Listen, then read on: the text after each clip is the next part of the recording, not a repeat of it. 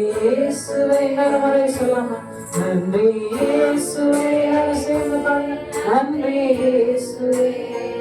ஆமென். நன்றி இயேசுவே. நன்றி இயேசுவே.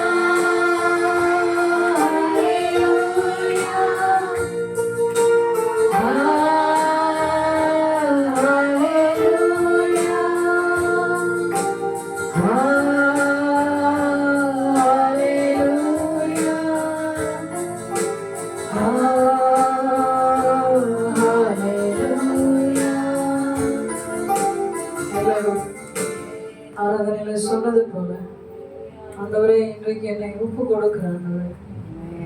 என் ஆத்மாவில் ஆவியில் ஒரு பெரிய விடுதலை நீர் இன்றைக்கு கொடுத்திருக்கிறீங்க.